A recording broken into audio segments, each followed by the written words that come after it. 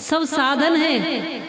आप रुपए पैसे का भी उपयोग कर रहे हो, घर मकान का भी, संसार का भी, हर चीज का उपयोग तो कर रहे हो, लेकिन किसी में फंस नहीं रहे हो। यही वैराग्य है, यही मुक्ति है। घर छोड़ने से कुछ नहीं होगा। कई बार हम कहते हैं घर तो छोड़ा मगर मोह तोड़ा नहीं, कामनी छोड़ दी काम छोड़ा नहीं। उसकी स्थिति क्या है? फिर स्वान धोबी का घर का न रहा घाट का, क्योंकि बात तुमने ऋषियों की मानी नहीं। और कपड़ों को रंग के भी ईश्वर की भक्ति न हो तो समझो कोई वो ब्रह्मज्ञानी नहीं। कई बार उदाहरण के लिए हम समझाया करते हैं, 4 वैरागी माने 4 ब्रह्मचारी जा रहे हैं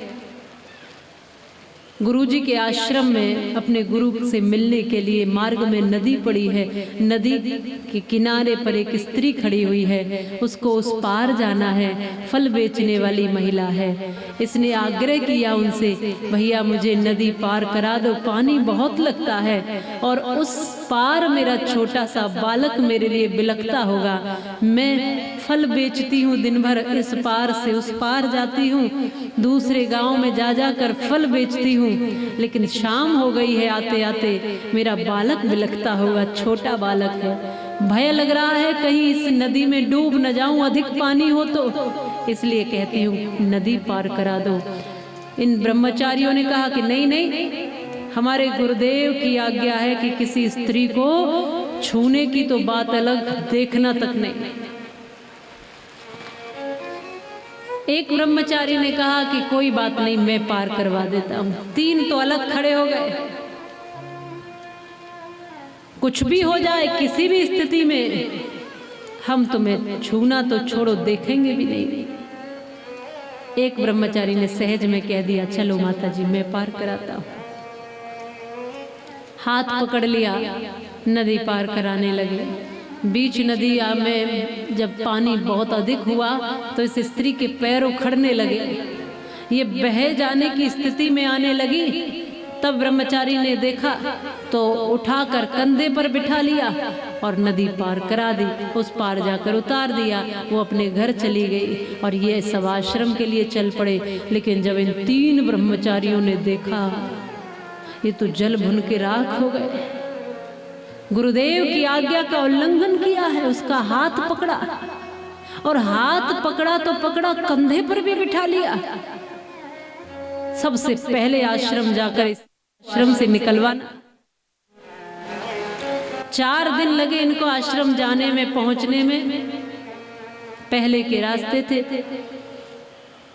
4 दिन लगे गुरुजी के पास पहुंचे, ये दंदनाते हुए, क्रोध करते हुए। के बाद जब गुरुजी ने पूछा कि बताओ सब ठीक है, इन तीनों ने सबसे पहले कहा कि बाकी तो ठीक है, लेकिन सबसे पहले इस ब्रह्मचारी को आश्रम से निकालिए, रहने के योग्य नहीं है। क्यों, क्या कर दिया इसने? अरे इसने वो सब किया है जो आप सोच भी नहीं सकते। एक स्त्री का हाथ पकड़ा नदी पार कराते समय और वो बहने की स्थिति में थी तो कंधे पर भी बिठा लिया। हाथ पकड़ा तो पकड़ा, कंधे तक पर बिठा लिया।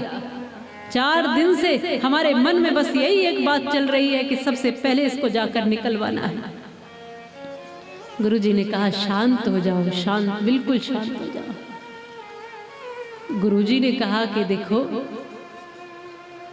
उस व्यक्ति ने 4 दिन पहले कंधे पर बिठाया था और 4 दिन पहले कंधे से उतार भी दिया, पर तुम तीनों के तीनों तो 4 दिन बाद भी कंधे पर ही ढोए फिर रहे हो। 4 दिन से ढो रहे हो और अभी तक भी ढोए ही जा रहे हो कंधे पर। इसलिए कहा कि घर तो छोड़ा मगर मोह तोड़ा नहीं, और कामनी छोड़ दी काम छोड़ा नहीं। दिखावे के लिए हम सब छोड़ चुके हैं जी। वो एक बहुत अपने आप को पहुंचा हुआ कहते थे, ये तो मेरे सम्मुख आंखों देखी बात। तो वो कहते थे कि जी हम पैसे को नहीं छूते, रुपया नहीं छूते, पैसा नहीं छूते। सोचते थे कि बड़े सिद्ध होंगे, नहीं छूते तो नहीं नहीं नहीं नहीं, पैसा हम छूते नहीं, कोई देता तो नहीं, नहीं हम छूते नहीं।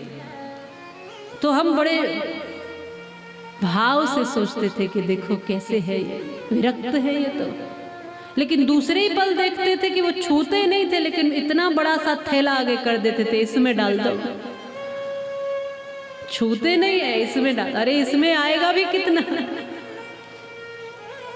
छूते नहीं है, दूसरे को दिखाने के लिए छूते नहीं है, बाकी इतना बड़ा थैला लिए इसमें डाल दो।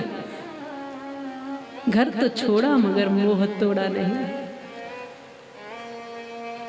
एक दो बाल गोपाल छोड़ दिए, गृहस्थ छोड़ दिया, या गृहस्थ में गए ही नहीं, लेकिन बड़ा सा साम्राज्य बनाया। बनाने में आपत्ति नहीं है, बस उसमें लिप्त होने में आपत्ति। बाकी तो सब कुछ पूरी वसुधा ही हमारे लिए दी है परमात्मा ने। विषय ये है, कुछ भी करो, कितना भी बड़ा घर बनाओ, लेकिन कभी कुटिया में रहना पड़ जाए तो वो भी रहने की सामर्थ्य अपनाओ। ये है भोगों में न फंसना। बड़ी से बड़ी महंगी से महंगी गाड़ी का उपयोग करो, लेकिन कभी पैदल चलना पड़ जाए तो उसमें भी न कुमलाओ। ये है भोगों में न फंसना।